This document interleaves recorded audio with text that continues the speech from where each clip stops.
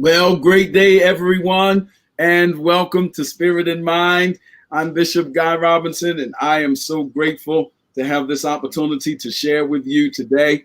Please feel free to let someone know that we are here and that we are ready to have a great discussion today. I'm so grateful to have my colleague, Dr. Shepard, with us today. Great day to you, Dr. Shepard.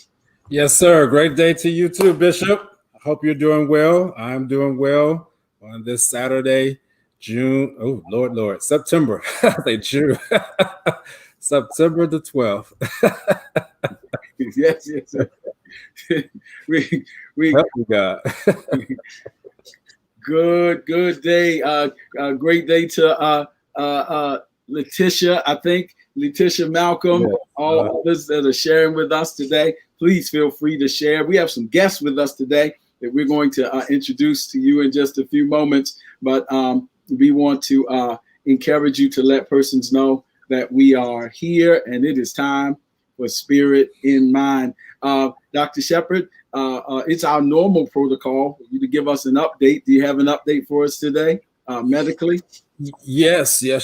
So again, welcome to all those who are coming on in, and I pray that everyone is doing well. Want to just continue to emphasize the 3 W's. I've kind of stole this from the Surgeon General, but I'm using it now. And the 3 W's: wash your hands, wear your mask, and watch your distance. Continue to do that. We just came out of the Labor Day weekend. And so we're going to see in a couple of weeks how well we did or did not do. So that's going to be interesting to see.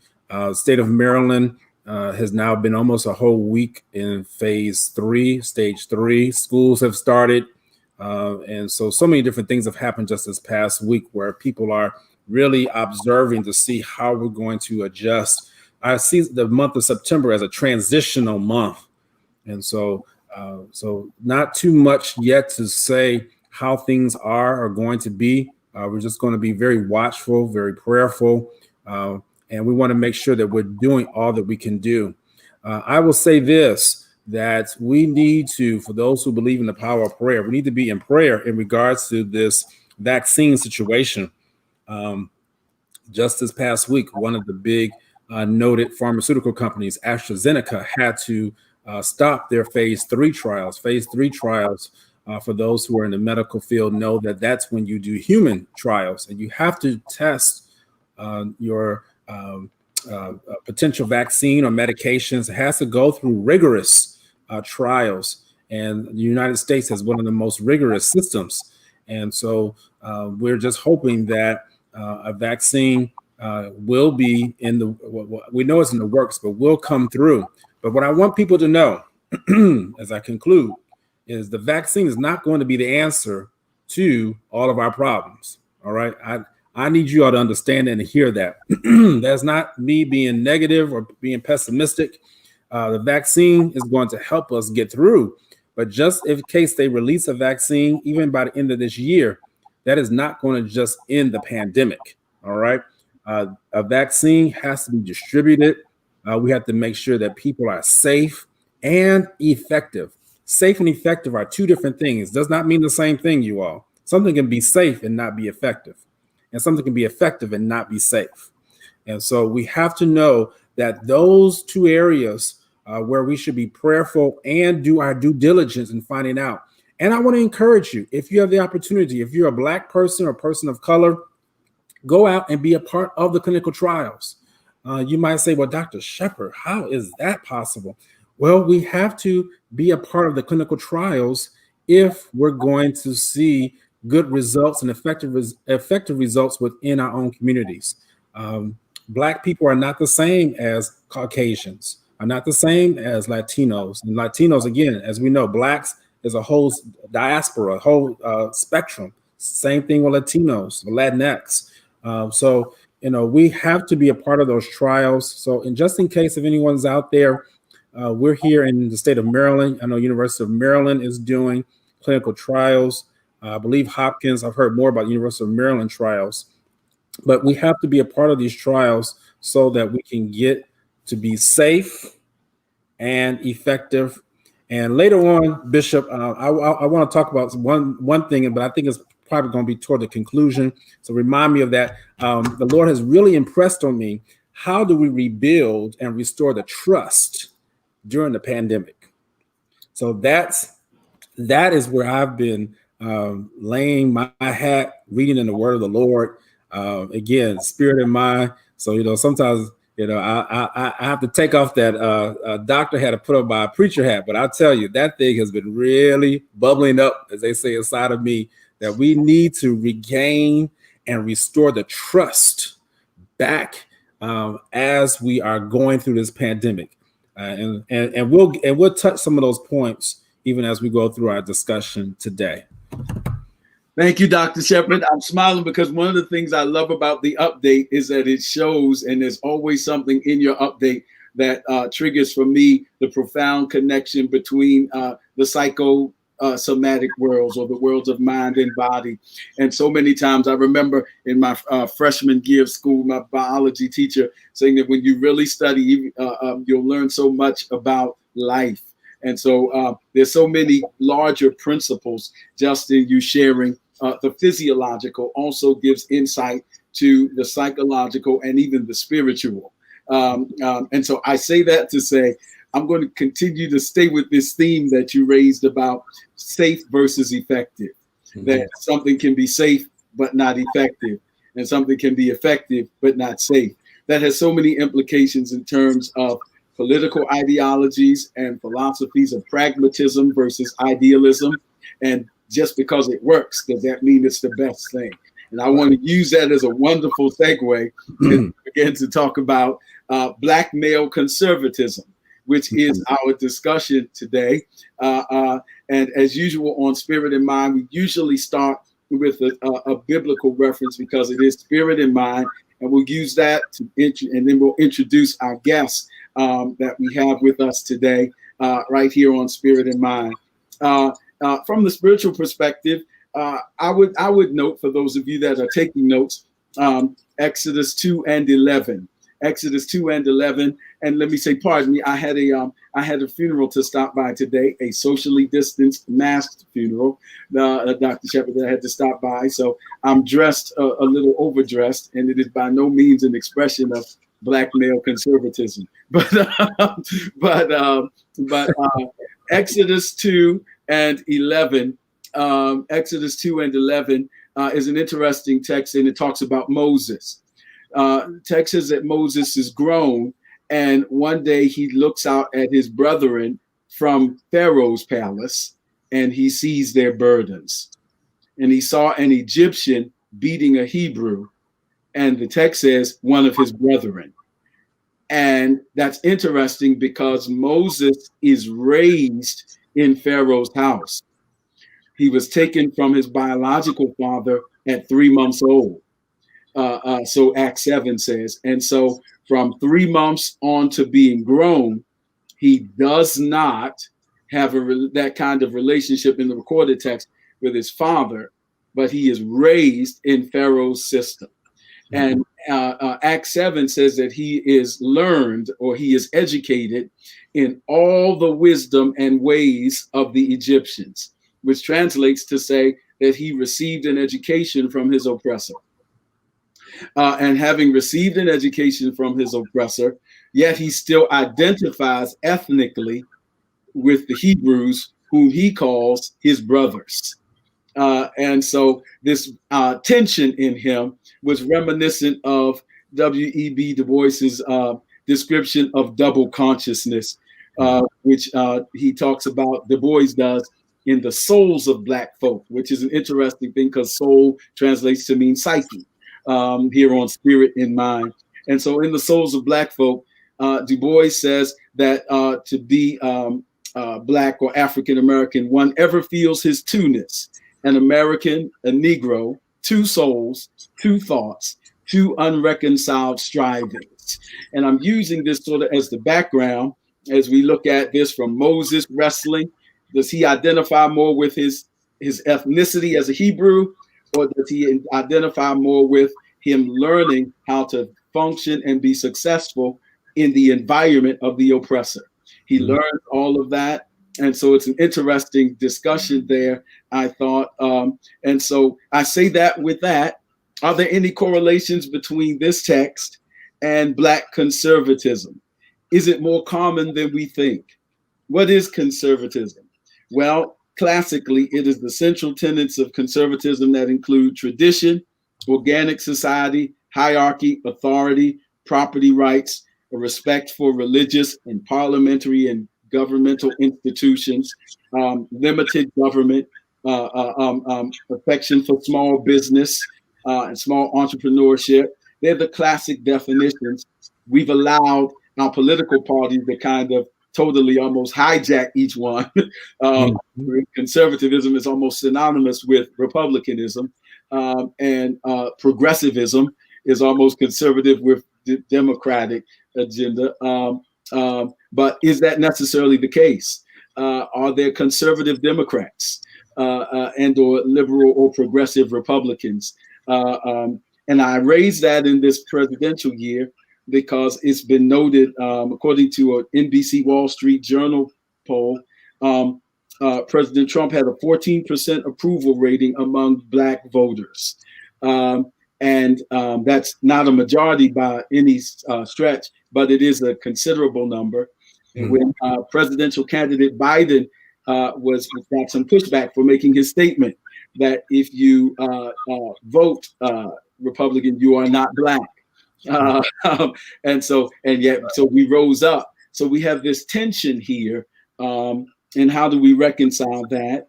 And President Trump said that he's done more for the African American than any president. Now, we know that he's prone to superfluous language. I teach logic in my collegiate classes, and sometimes he violates and commits those what we call fallacies of logic quite frequently. But I also understand that in legal terms, there's a such thing as puffery, which means that a salesman has the right to exaggerate his product without accuracy. Thus, you have places saying we're the best of this. So he uses that rhetoric a lot. Which means that the question is that true? So we have some guests with us today as we discuss Black male conservatism in this crucial election year. And so Dr. Shepherd is going to introduce them, and we will bring them on or after he says whatever insight he may have. Dr. Shepherd? Absolutely. Thank you, Bishop. No, I'm ready to roll. I think you set it up nicely. I like the connection regarding Moses and how he had to battle between his birth place, if you would, or the originality of his heritage versus being raised inside Pharaoh's home. Absolutely. And I don't want to touch it. So thank you. Sometimes it just leave it well enough alone. Yes. So let's go ahead because I'm anxious. And so that's why I've been speaking the way in which I am, because I'm ready to get this dialogue started. So we have two guests, and recently we did have guests. I should say recently. I think we had guests back when we were on the radio back in March. So this is our first time doing guests since we have switched to the StreamYard platform. And so wonderful two Black men who I respect very highly. One I have known for years and years and years, and another I have not known as long, but respect both of them very highly. So I'm going to introduce, first of all, Derek Scott. He's going to come on, and we're going to allow him just to speak, tell us very briefly about what he wants us to know about him. I have very much respect for Derek. And so, hey, Derek, welcome to Spirit in Mind. Hey, good doctor. Thanks for having me on. You and Bishop Robinson, appreciate the invitation to share this afternoon, I guess now. I appreciate how Bishop Robinson set this up, because that's really the best way to describe where I am, and sort of my background is that I came out of a corporate settings where I did a lot of real estate development for major corporations, well into the hundreds of millions. And I got a chance to really understand a lot around monetary policy, tax policy. And I learned how to play with tools that we didn't grow up learning in the neighborhood I grew up in. And I wanted to know how to, not only use these tools deep in the neighborhoods, but leverage these tools in a way that we would understand them and be able to better leverage them. And I think that'll lend a lot to the conversation today, my perspective. But I'm trained as an architect, trained as an urban planner. I lead a development company in Detroit, and have an opportunity to also serve on the advisory council for agriculture, labor, and small business for the Chicago Federal Reserve. So I see a lot of monetary policy and a lot of things that impact the Black conservative on a regular basis that we may or may not know. And so I think a lot of that will take shape in this discussion today. And I'm just excited to be a part of it with some great folks. Absolutely. Thank you, man. All right, man, you already said so. I'm ready to jump in, but we got to bring one more person in. That is our brother Cody Kelly. Come on in, sir. And we are so excited to have you be a part of this discussion too. So introduce yourself to our viewership, and please let us know what you are involved in as far as personally and professionally. First of all, thank you guys for having me. I was joking with my wife. I said, I feel my anointing increase. I've been invited now onto this show that I watched. Thank you, Dr. Shepard. Thank you, Bishop Robinson, for this invitation. Derek, it's great to meet you. I saw that area code of 708. I was like, this dude is in Chicago. So I'm right at home. I know I'm in a good place. Just professionally, I'm a senior account exec for a technology company who will not be named because they're not paying me to be on here. But that's what I do professionally. So deal with SaaS solutions. Even prior to that, worked for an architectural design firm for banks and credit unions. So very well versed in monetary policy, understanding conservative views. I would say when it comes to C-levels, it is the Republican caucus. I also host a podcast on Mondays. It is what it is podcast. Dr. Shepard has been on it. You can connect with me on all social media platforms. We cover everything from the church, God bless, and all the way to the most ratchetness of society. That's kind of what I like to cover. So I'm excited to be on here. I'm excited to hit on it. I think Bishop Robinson, you hit it off talking about the double consciousness. I was actually thinking of Carter G. Woodson's book, The Miseducation of a Negro. And really kind of that's the parallel of the state that I think Black males exist.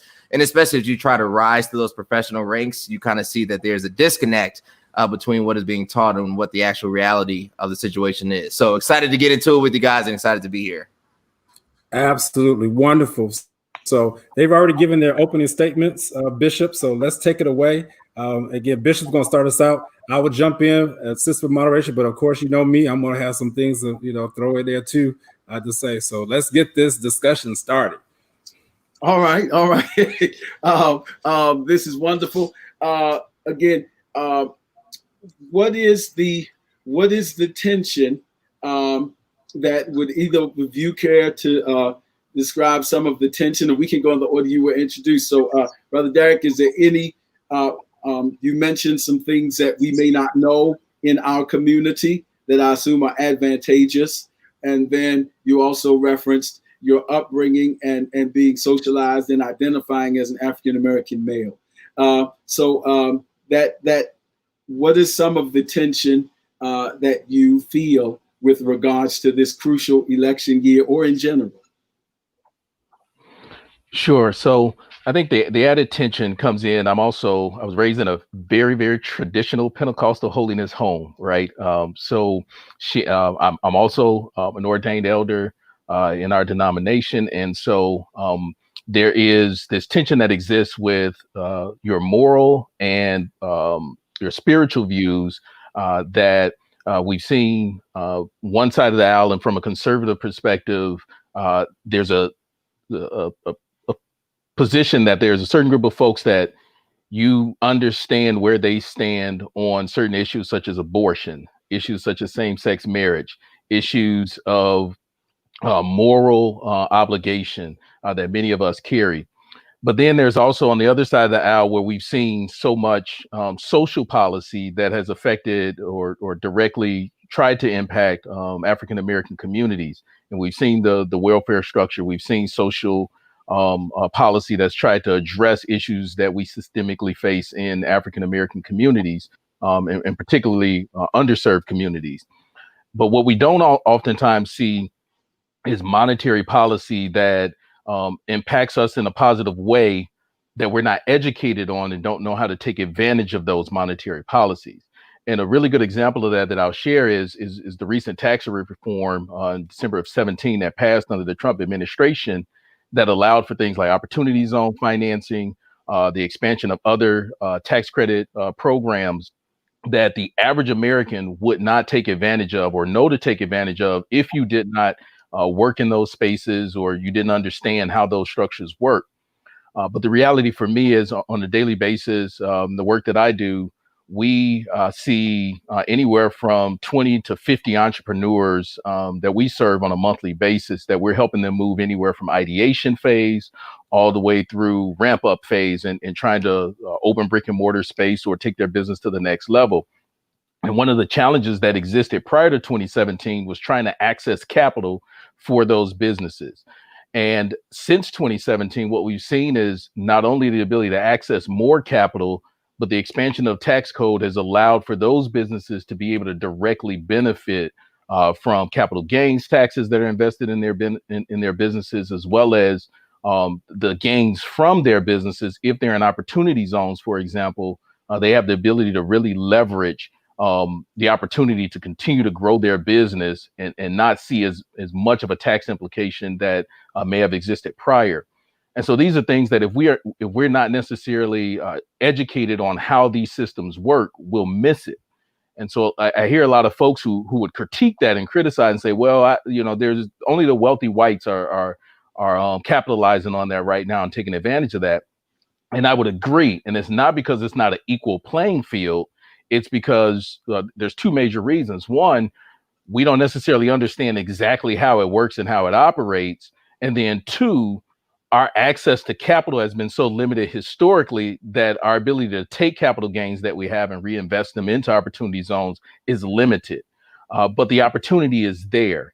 And so I think there's many other examples around tax reform and tax policy and monetary policy that if we really looked at it, it has the ability to directly benefit Black and brown communities and minority communities.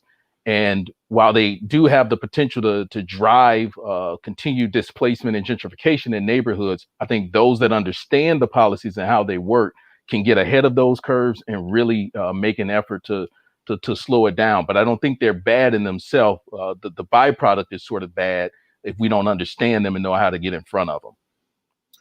Understood. This is good. So I don't want to break it. So let's keep going. Next. So how about you, sir? How do you feel about it, Corey? I think the mishap or the confusion is I always say historical evidence is the predication or the predictor to future happenings, right?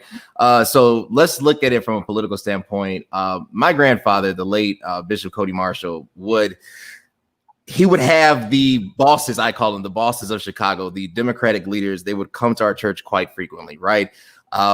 They, from Mayor Daley to Jesse Jackson Jr., I mean, you can name it, to aldermen, to, just all of them.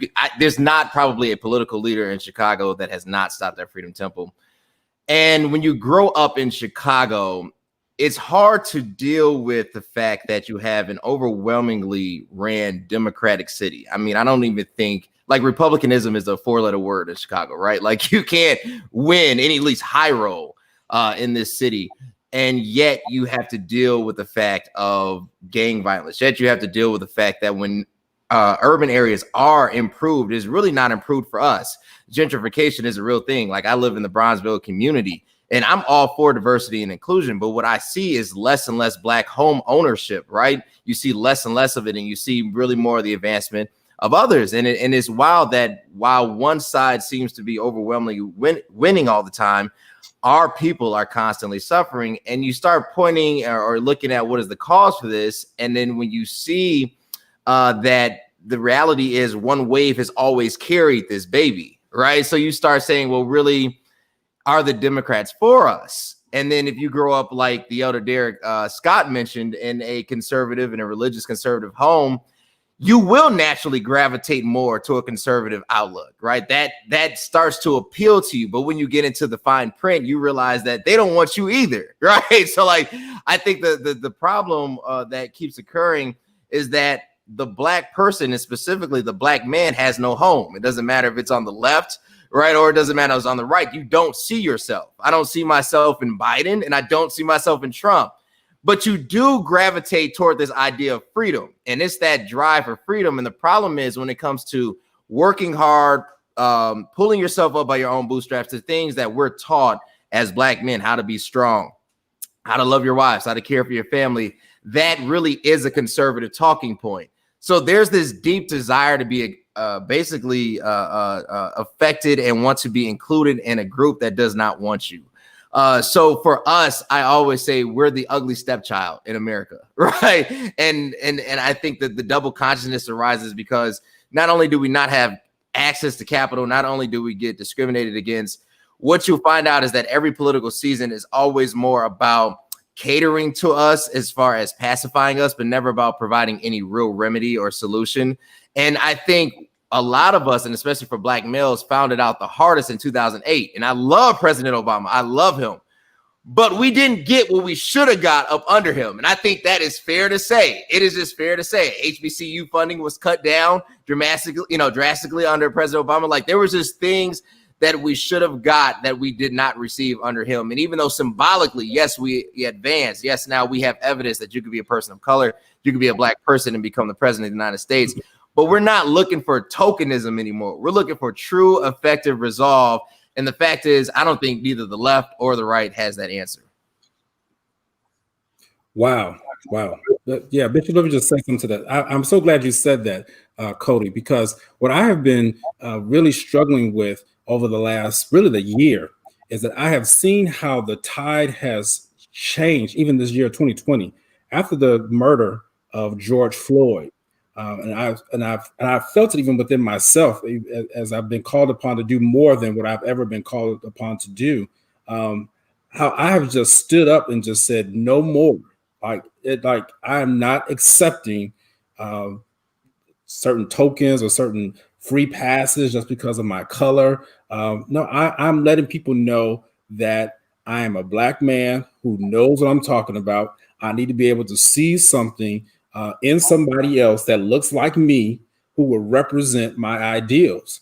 And the reason why this show is so important today, for those who are joining in, you might say this is a little bit of a different flavor, but let me tell you, this is where we need to be at when we deal with the issues that we are handling on an everyday basis. It is wonderful for us to have been within our church buildings every week and whatnot. But let me tell you, I think the Lord has made it clear to us during this time, and I don't want to digress too much, but that we have got to put the pen to paper, let the rubber meet the road, and get up and do what these two young men just talked about. We have got to make sure that we are active in our communities and out there looking for people who will represent us and who look like us and will represent us well. That is the tension. I sat yesterday in a barbershop, and I'm about to be finished here. And I go to a barbershop inside of Baltimore City. Baltimore City is just like Chicago. It's just a mini version of Chicago. And sat there, and the owner of the barbershop is a Black man in his 40s, mid 40s. And he just said, well, I'm a Black man, but I support Donald Trump. And so I don't like to have a lot of political talk and things like that, but I just listened to him. He just said, it is all about the conservatism, and which goes back to our subject today. Yes, I don't agree with a lot with what he has said. Yes, I don't necessarily feel that he represents me well, but that is the lesser of the two evils. And so that really struck me. And so I was trying to understand more of the appeal. And so today's show really is hoping to bring some light to well, first of all, we got to stop saying that, I'm glad you said this, Bishop, that anybody who votes for Donald Trump is not Black. We have got to stop, demeaning ourselves like that, because that's not true. Anybody can have a right to vote for whoever they want to vote for. And people died for the freedom to vote. So please vote, and you can vote for whoever you want. If that's your candidate of choice, that is fine. But we have got to make sure that we are putting people in place, and we have got to stand up as a church body, as a spiritual body. The church has got to stand up and look for people who will represent us in all facets of society, who look like us, so that we can make sure that our ideals are represented. And right now, it's hard. It's a struggle. It's a real struggle. Good. So your barber is part of the 14%. Yes, is what I hear you saying. Yes. Bring this in context. We want to be. Don't cut my hair. He's the owner. Got you. We are not telling anybody. This is not leaning that way. This is not a Trump rally, if you will. Or Biden rally. But it is talking about the issues. So what I hear you saying in context is that your shop owner is a part of that 14%, mm-hmm. and just in an unexpected moment, you kind of got to hear insight on that particular mindset that was driving that decision. And that's what we're talking about in terms of the issues on Spirit and Mind. Here's my other part of that I would address again to Brother Derek and Brother Cody. Now, it has been said with regards to what Dr. Shepard just raised that it has been said, we're talking about the choices. It has been said, and I want to get your reaction to this, that there's a bit of a Faustian deal on either side, meaning a deal with the devil. For those who don't know the Faust thing, but in any event, and this is the tension. This is why I raise it. The argument is that by identifying with the conservatism of on that side, there is a bit of the conservatism on one side of the political aisle with which we identify. If you are a person of faith, you identify with the faith institutions, the faith values, the traditional, quote unquote, cisgendered family structure. You get all of that. But with that, and you even get some of the small business initiatives and the monetary incentives that you just mentioned, Brother Derek, Elder Derek. But with that, there's also the fine print or the rider with that agenda that is inherently racist or full with at least ignorant bias or implicit bias, privileged statements, and really discredits the need for social reform, and sometimes argues that there is no such thing as racism anymore. And so you get that with which you might not subscribe to. So that's a Faustian deal, is what's meant there. Okay, so I buy into that agenda, but you also got some stuff riding with it that really just offends my identity. Then on the other side, if you go with the social progressivism, if you go with the things that we might identify with more as minorities, there's also on a continuum over there where there is a different battle where you're fighting what religious conservatives see as the challenges. Some, I'm not claiming, but it's the analysis, as the reformation of social structures and redefinitions of familial structures and redefinitions of engendering and gender neutral and progressivism, and to the extreme. So on both sides have the extremities co-opted everything. And do you ever feel, what do you think about that argument? In terms of your Black maleness, if you will. Wow. Bishop, you threw it all up against the wall. So let's see Right. what sticks. And you've described it well. I think there's this idea that we always, every time an election comes up, we have to choose between the lesser of two evils, right? And we, there's some evil, there's some trade off. Or what do we trade off? And we try to justify a lot based on our own preconceived notions about what's morally right, what's the most good for the most people. And I think one of the challenges that we face is that we oftentimes categorize what is on the extreme end of wrong and what's, that's a small wrong. And while we tend to address things like abortion and homosexuality and these issues around gender, and we address those issues as big things in the eyes of God, we don't always address the issues that Jesus talked most about, which were things like justice and making sure that we're caring for the most underserved populations. Jesus talked about separating the sheep from the goats, and he described the goats as being those who didn't take care of the sick, those who didn't take care of the hungry, those who didn't provide refuge for the homeless, those who didn't give food or drink to somebody who was hungry or thirsty. And so we tend to sort of categorize evils, right? And we say that there's some evils on the extreme spectrum, and there's some that are just small evils.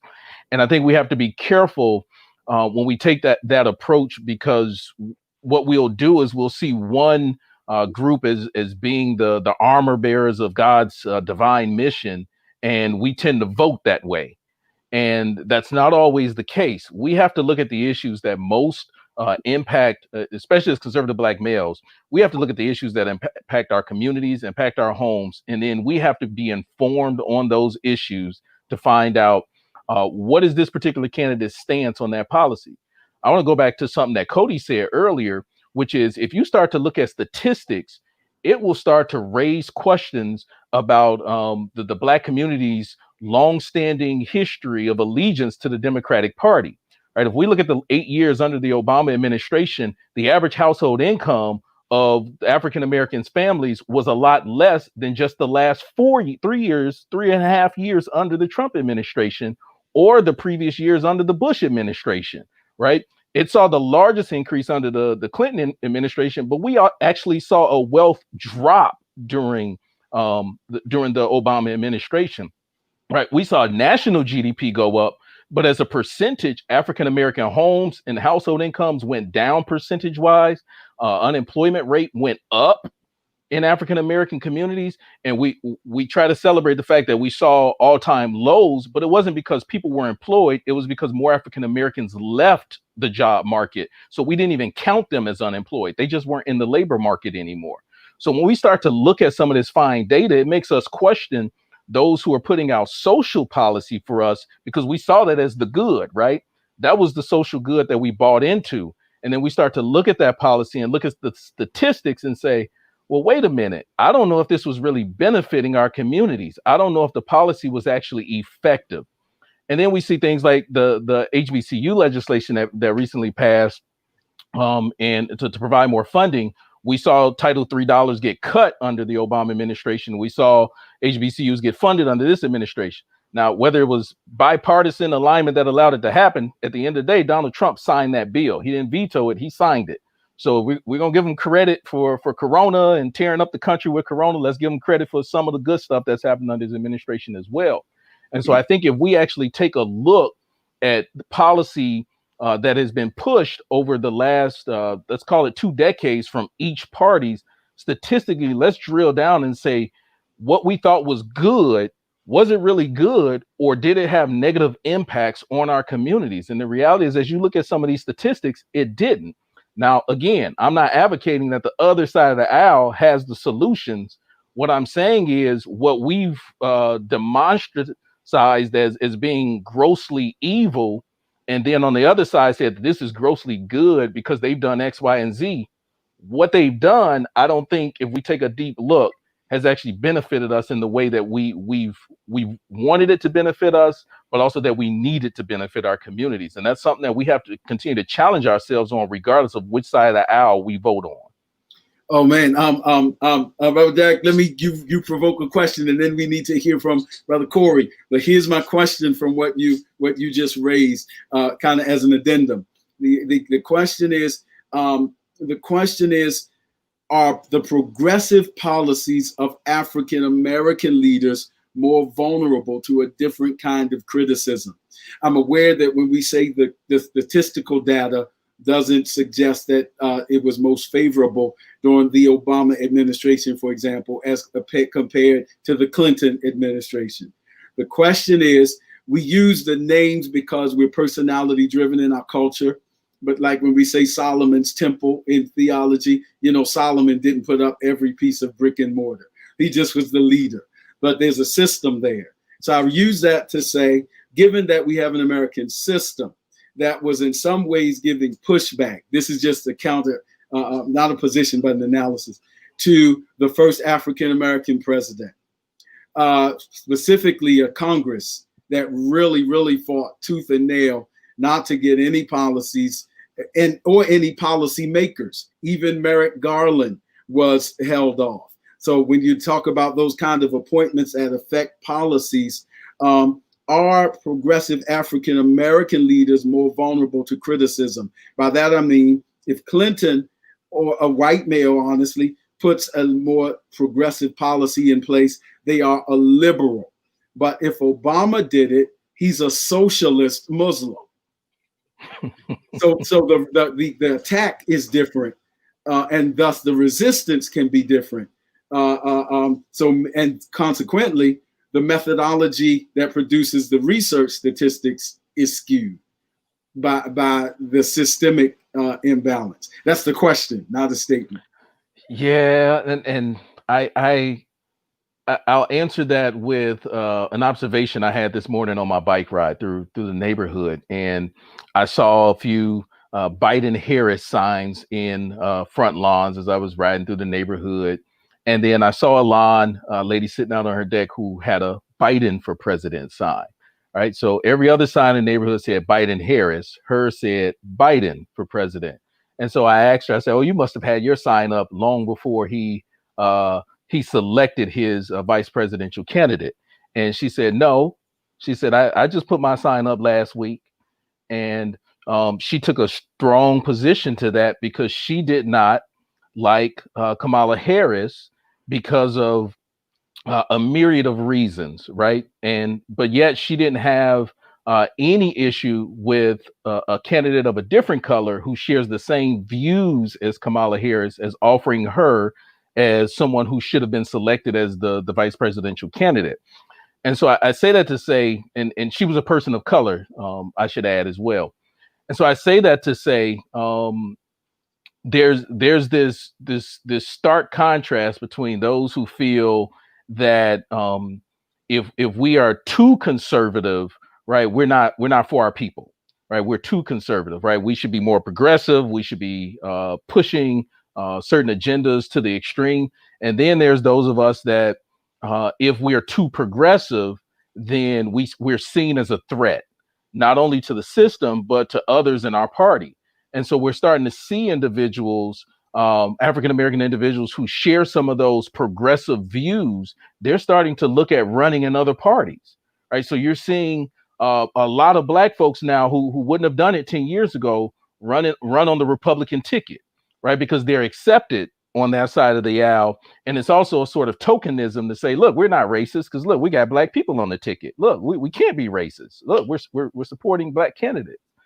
And so I think what we have to be careful of is things like questioning the Blackness of a Black vice presidential candidate. We have to be careful of questioning the record of individuals who were making decisions that aligned with their party at the time, in the best interest of those party interests, to make sure that they could keep a seat at the table to have a voice. And I think sometimes we're too critical because we don't watch people's voting records. And then last, I'll end with this one.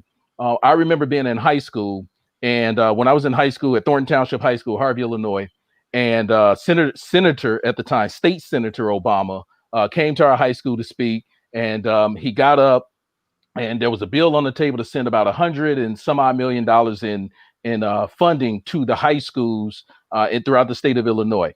And President Obama, he gets up. I introduced him. He got up, made a speech. He said, we want to be able to make sure we can send students like Derek to the University of Michigan and they can succeed. And he gave a wonderful speech, right?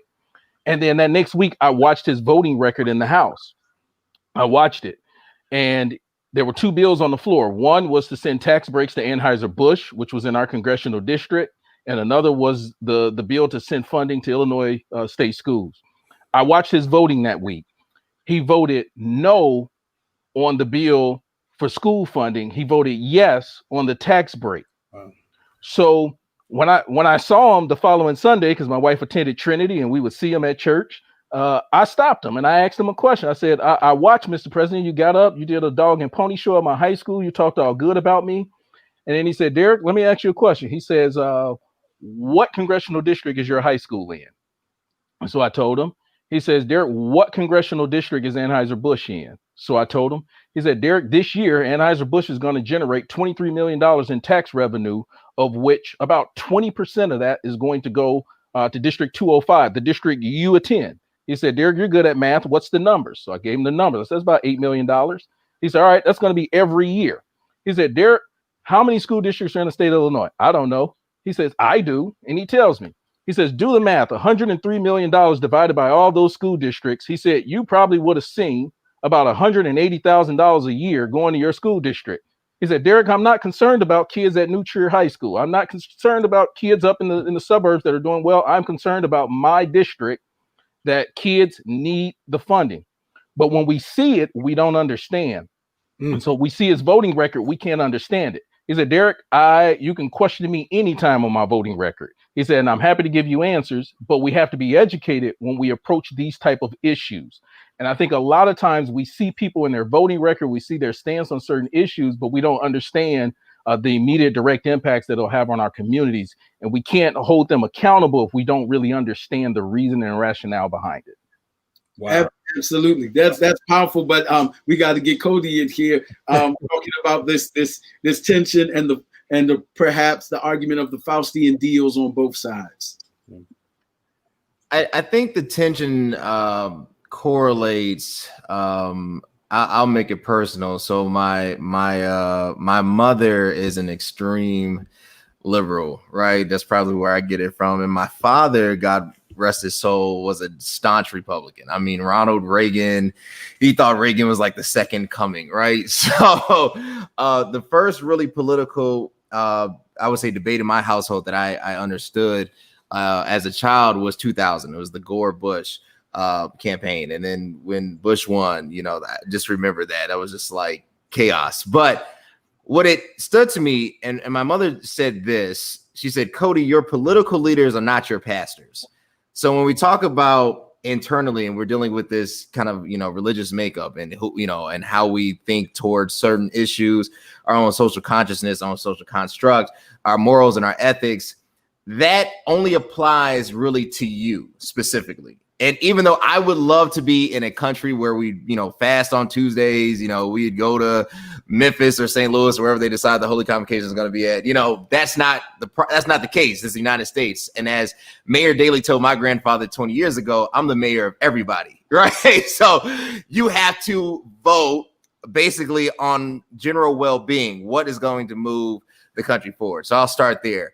Then when you take it a step further, you start seeing, well, which policies affect me or affect my community the most? The problem that comes about is how these bills are constructed. I think Elder Scott, he hit it dead on the head.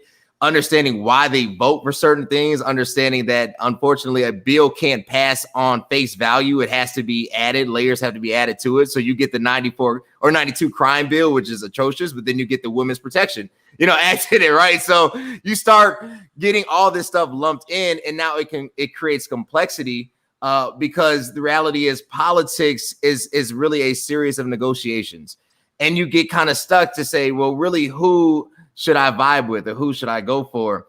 I would say one of the biggest or the most pressing things is to realize that when you're dealing with a society that never really intended for you to be there, you're always going to be an exception to the rule.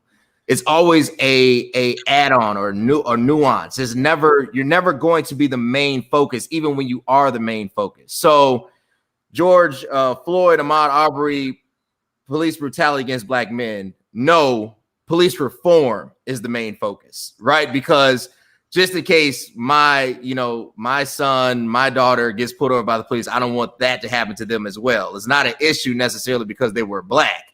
And the reality is we haven't had a Black bill, or Black specific legislation since what, 1964, 1965? I mean, I guess you could throw in the Fair Housing Act, but that includes everybody. So you're talking about really since 68, a specific Black agenda, a specific Black bill. Everybody else, whether it was the Latinx community, whether it's our LGBTQ brothers and sisters, they've had agenda and policies that have been specifically designed for their advancement and specifically alone for their advancement, and it gets done. When you look at us, we're always that added on exception.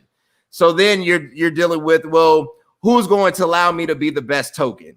And it's everywhere. It's when you apply for jobs, is when you're trying to rise to the corporate ranks, you realize you're always the minority in this, scenario. So when you're looking at, well, how can I be the best token? You're going to go to somebody that believes that they can basically benefit from you being there. Is it disingenuous? Probably. It's probably disingenuous. They probably don't have that same love and gratification and acceptance and desire to have you a part of their strategy, but they understand that you're necessary to get their agenda across. So as long as it's a transactional relationship, this is what's going to continue to happen within the United States. Until the United States, and I'll go here because I think Elder Scott hit it dead on the head, until the United States deals with its original sin, and we go back where we should have started after 1865 and said, we need to answer for slavery, all this other stuff is out the door. The reason why that woman of color had a Biden sign and it wasn't a Biden Harris is because she doesn't believe in Kamala Harris, not because she's a progressive, but because unfortunately, when you're Black, you are pitted against one another. If you're a liberal or you're a progressive, sometimes you can go too far. If you're conservative, you deal with the issues of being a sellout, right? So this idea of a white savior or a white messiah is so embedded in our psyche, is so embedded in the world psyche that Biden looks like Abraham Lincoln. Matter of fact, Biden's whole strategy is like saving the union. That's the only thing he hasn't echoed out of his mouth, but it's very Abraham Lincoln-like. For us, until either the Democrats or the Republicans put together and say, we're going to deal with the issue of reparations. We're going to deal with the issue that we took millions of African enslaved peoples and transported them, raped them, shipped them across, changed their language, changed their names, changed their identity, totally disembodied their culture, disembodied their communities, put them up, and they've only been a pet at best. We will never move forward in this country. You will have a Biden-Harris ticket that will do good.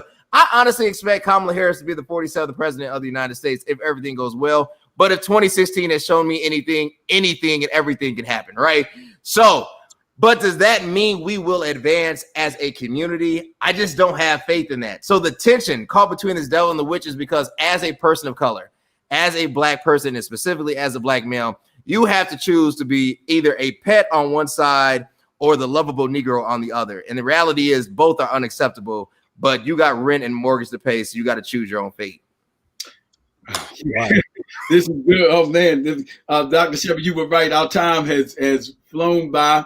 I need to pick this up. You raised something powerful because you're talking about the ideology of this issue going back. And so that's hard to do, though, because without the other side coming to a moment of contrition and the kind of introspection required. That's a very spiritual theme, even though it's political. But when you're talking about looking at a social construct, looking inward, saying we were wrong about this, we didn't do this right, and there's some things that need to be reset, that kind of humility is hard. It's hard for an individual as a preacher. It's hard to get saved. It's what that kind of honest, you can't get saved without confession. Right. And you can't, and that kind of introspection. And as long as you make excuses for that, you'll have rationalizations, but never healing. And you see some of that happening in the culture. Maybe that's where we pick up because the other thing you raise is having to choose which one is the most pressing. And that's an area of disagreement in our culture is racism, which is inclusive of systemic poverty. The biggest threat is sexism, the biggest threat. Because some of our womanists and feminists would argue that that's a huge threat. Is secularism the biggest threat? That's the reason white evangelicals give, because they see secularism and the loss of faith values as a bigger threat than racism, not realizing that oppression is a transgression of faith values. So, but they see that as the biggest threat. Or is it terrorism? The Department of Homeland Security said that the greatest threat to America is not in North Korea or China, but it is white supremacists with militia moves and preparations. And so all those things are, and depending on what you see as the most imminent threat, affects how we go to the polls. But I hear us say we need to have more inclusive dialogue. Oh man, Dr. Shepherd. Yes, sir. I told you, Bishop. You know, these young men, I tell you, they have set the bar high, and we will continue this discussion. But let me tell you, as I've sat by, let me tell you what has, and I'm going to conclude with this. With all this said, you have to again think about what goes through the mind of the Black person, of why we are so depressed, angry, anxious. You know, when you think about all the different reasons why people are rioting and looting, and we don't condone any of that, but when you look at what we have talked about today, you can imagine the mental minds and the mindset of people of why they're so perplexed and why they're so confused. And then throw in the pandemic and you steal away their ability to be able to congregate and fellowship and worship within the house of God. And now you've stolen away their place of relief. And so that's why we are in the conundrum that we are in right now for so many people, why they're so anxious, depressed, can't do what they're supposed to be doing, not functioning properly. And this anger, and that's where I was alluding to at the very beginning of the show, the anger has worn down the trust that we have within our governmental officials, the trust that we have in our church leaders. And so what I hear us doing, Bishop Robinson, is picking up from where we left off on next week. But we also have got to deal with how do we resolve this anger and this mistrust, and we've got to restore the trust back into the institutions that God has afforded to us. All right, we've got to be able to get back to the structure, and I'm not saying the structure has been dismantled, but we've got to get back to trusting, and that has been my fear, that in this pandemic, the trust has just continued to be worn away, and almost like a wave keep coming and just torn away, peeled back. And so I see this show, I see what is happening on here. Man, I feel God. Restoring the trust that we need to have back in Him and back into the institutions. Now, I know some of you are, well, Shepherd, the institutions were racially motivated. You know, they were just wrong from the very beginning. I hear you on that. Yes, I hear you on that. But let me tell you, God always gave structure. God always gave something for us to be able to abide by. Always gave rules. And so they may not always be the best rules, but we have to make sure that we get back to the ideal of the nation that God formulated within here. And so those are just, my parting comments. I want us to understand that we're going to have to bring some healing, as Bishop has alluded to earlier, to these ills, and others have alluded to also, to what we are encountering. Yes. So we got to continue this, brethren. Elder Derek Scott, thank you so much for being with us today. And Cody, thank you so much for being with us. This is we got to talk offline, y'all, because I feel we're on to something here that must continue. And what a wonderful dialogue with clearly well-versed brothers today. So thank you for both for being with us today. See you all later. All right. Thank you so much for having. All right. Dr. Shepherd, yeah, we got to continue. And there is solution. There is a balm in Gilead. And we will continue with that as Spirit and Mind progresses. Please tell somebody we're on. I'll close out with that same scripture. When Moses saw them, the Bible, same thing in Exodus 2 says, and in Acts 7 says the next day he saw two of his brethren fighting. Mm-hmm. And he tried to interrupt the fight, and they got upset with him.